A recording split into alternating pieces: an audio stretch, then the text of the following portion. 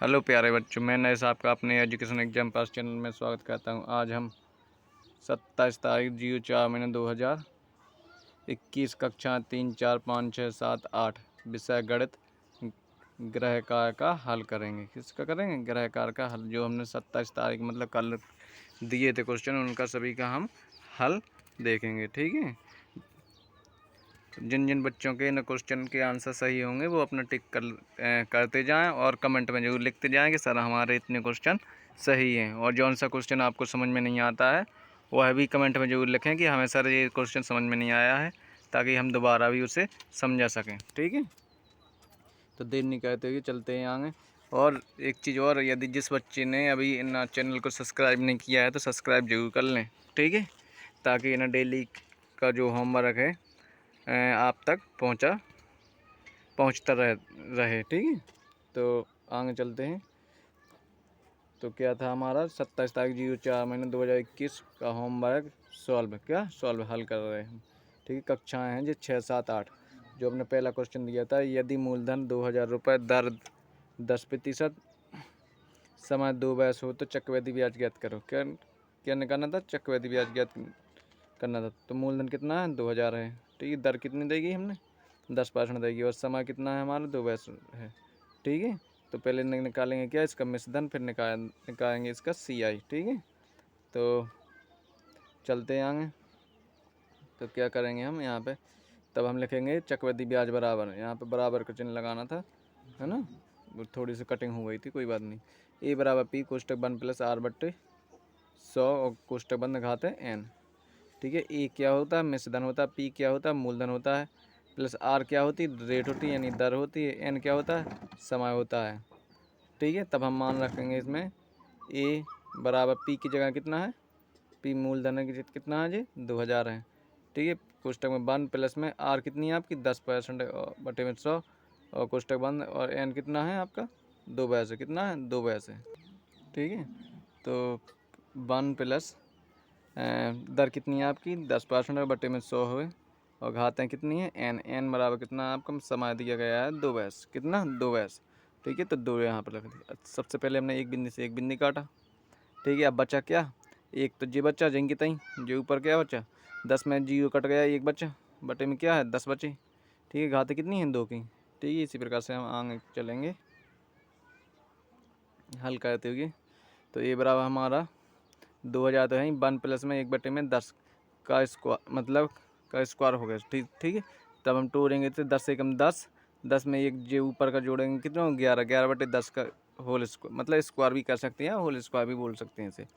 तो ये बराबर है हमारा 2000। जब जिस संख्या पर जितने की घातें होती है उसका उतना ही देर गुणा होता है। तो 2 की घातें 2 दे गुणा होगा। 11 बटे 10 गुणा 11 बटे 10। ठीक है। जब हमने 11 गुणा 11 किया तो 1 से कैसे हो गए? 10 गुणा 10 किए तो 100 हो गई हो गए। ठीक है। यहाँ से एक बिंदी से एक बिंदी काट ली, एक बिंदी से एक बिंदी काट ली। ठीक है। अब क्या क्या वर्ग का? जो 20 वर्ग है, क्योंकि जे बिंदी कटी है ना, 2 बिंदी कटी हैं। तो एक बिंदी 20 जी वर्ग है और 121 जी वर्ग है। जब हमने इनका गुणा किया, 20 में 121 का गुणा किया तो आया हमारा 2420। कितना हो गया? 2420। यानी A बराबर हो गया हमारा 2420। यानी CI बराबर होता है A माइनस पी। क्या? A minus P. तो A कितना है? 2420 माइनस में P क्या है? P कहलाता है मूलधन। मूलधन कितने थे हमारे? 2000। कितने थे मूलधन थे हमारे जी? 2000। ठीक है। तो A मतलब 2420 में से आपके 2000 घटा लिए गए। क्या घटा लिए? क्योंकि CI बराबर क्या होता है? A minus P. 2420 में से 2000 घटा दें, आप कितने बचे? CI बराबर के आपके 420 रुपये। यही इसका सही आंसर। तो चक्रवृद्धि ब्याज कितना आ गया? 420 रुपये। ठीक है। अगले क्वेश्चन की ओर चलते हैं। दूसरा क्वेश्चन था हमारा, 6 आदमी एक कार को 20 दिन में करते हैं तो 15 आदमी उसी कार को कितने दिन में करेंगे? तो इसका सूत्र था MD बराबर में MD। M कहलाता है मैन, D कहलाता है दिन यानी डे। यहाँ पे भी M कहलाता है मैन और D कहलाता है दिन। आप सोचोगे यहाँ पे M1 D1 भी लिख सकते, M2 D2 भी लिख सकते हो। ठीक है। तो यहाँ पे पहले मैं M कितना है? आदमी कितने हैं? 6 हैं, तो 6 हैं, गुणा है तो गुणा। और D मीन्स होता है दिन। दिन कितने हैं? 20 हैं, तो यहाँ पे 20 हो गए। अब आगे कर चलते हैं यहाँ से, इसके बाद आगे चलते हैं। तो यहाँ पे आदमी कितने हैं? तो 15 हैं। और उसी कार्य को कितने दिन में करेंगे, तो दिन ही निकालना, तो डी का डी लिखेंगे। अब हम 6/20 तो हैं ही, तो 6/20 जी लिखे ऊपर गुणा में, और नीचे आ गए हमारे कितने 15 बराबर कब है कि डी।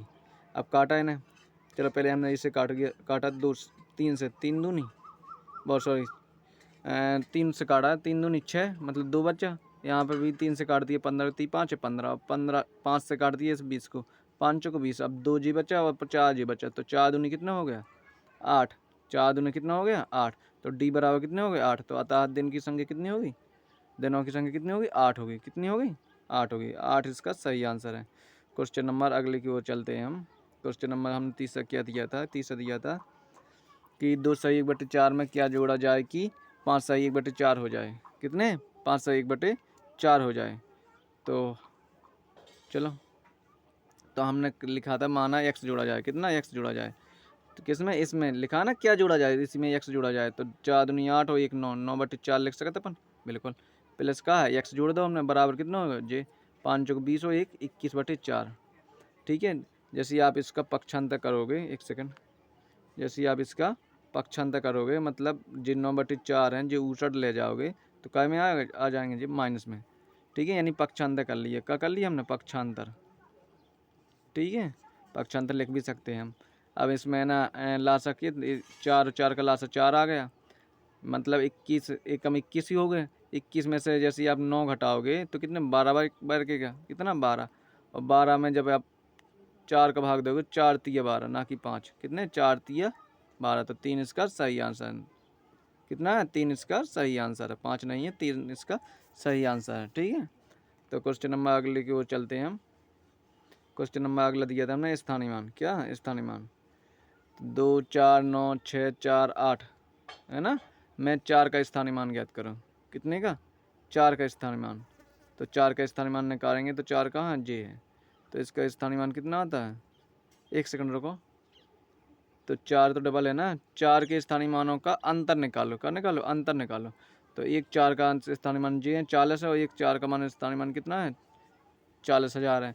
जब अंतर कहलाता है घटाओ, तो घटाना क्या है सबसे बड़ी बड़ी में से छोटी तो घटा, तो 40,000 में से आप 40 घटा लीजिए, यहाँ पे घटा लीजिए हमने 40,000 में से जब आप 40 घटाओगे तो कितने बचेगा 39,960 बचेगा, कितने 39,960 बचेगा, यही इसका सही आंसर है। अगला क्वेश्चन दिया था हमने 1 किलो सेब का मूल्य 60 रुपये है तो 600 ग्राम सेब का मूल्य निकालो, कितना 600 ग्राम सेब का मूल्य निकालो।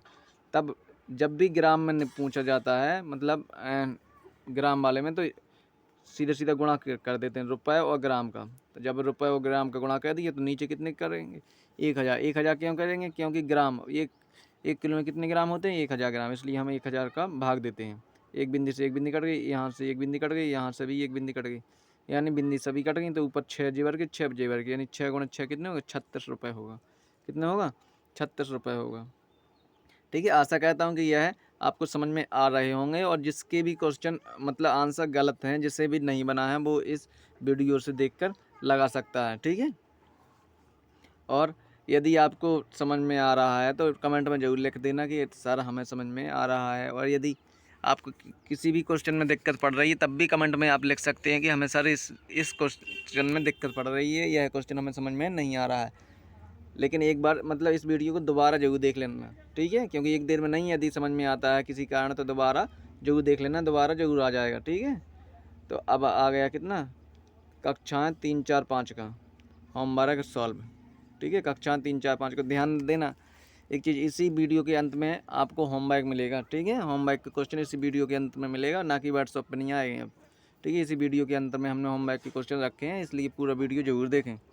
ठीक है, तो क्वेश्चन क्या है हमारा 9 सही बहुत सॉरी 9 6 4 कॉमा 4,2,4 से बनने वाली सबसे बड़ी एवं सबसे छोटी संख्या लिखो। तो सबसे बड़ी संख्या देखना है, तो सबसे बड़ी 9 है, फिर उससे छोटी 6 है, फिर 4 है, फिर 4 है, तो सबसे बड़ी बनावे के लाने का 9 6 4 4 2, इसी संख्या से बनाना है हमें सबसे बड़ी, तो 9 है, फिर 6 है, फिर 4 है, फिर 4 है, फिर 2 सबसे छोटी है। और यदि सबसे छोटी बनाए तो सबसे छोटी से चालू 2, फिर 4, फिर 4, फिर 6, फिर 9, यानी 2 4 4 6 9। ठीक है जी, तो हो गए सबसे बड़ी, जी हो गए सबसे छोटी संख्या। ठीक है, इस प्रकार से लिखनी थी जी। दूसरा था हमारा स्थानीय मान निकालो, का स्थानीय मान निकालो इन संख्याओं का, तो स्थानीय मान किस प्रकार से निकाला जाता है, तो इस प्रकार देख लो यहाँ पे, यानी 9 6 4 2 4 7 6 इस प्रकार से संख्या लिख ली हमने। ठीक है, सभी में इस प्रकार के चिन्ह मतलब खिंची खींच लें। ठीक है, इस प्रकार से सबसे पहले करेंगे हम इकाइकांक 1 का, फिर दहाइकांक, फिर सैकड़ा, फिर हज़ार, फिर 10,000, फिर लाख, फिर 10 लाख। इस प्रकार से इसमें गुणा करेंगे तो आ जाएगा 6, फिर 60, फिर 400, फिर 2,000, फिर 40,000, फिर 6 लाख, फिर 90 लाख। कितने? 90 लाख। ठीक है, तो इस प्रकार से ये आ जाएगा। ठीक है, जिसके भी क्वेश्चन सही हो रहे हैं वो अपने टिक कर सकता है। ठीक है, और यदि जिसके भी क्वेश्चन सही नहीं है या जिससे नहीं बना है तो वो क्वेश्चन को जरूर देखकर लगा सकता है अपनी कॉपी में। ठीक है, और एक दे में समझ में नहीं आया है तो वह इस वीडियो को दोबारा भी देख सकता है। ठीक है, और जिसने भी अभी इस चैनल को अभी सब्सक्राइब नहीं किया होगा तब सब्सक्राइब जरूर कर लें। ठीक है, क्योंकि जब तक लॉकडाउन है जब तक इसी पर होमवर्क आएगा आपका। ठीक है, और सॉल्यूशन भी इसी प्रकार से दिया जाएगा। अगला क्वेश्चन है हमारा 9 6 4 2 4 1 को शब्दों में लिखो। तो सबसे पहले कितने हैं? 9 लाख। कितने? इकाई, दहाई, सैकड़ा, हज़ार, 10,000, लाख।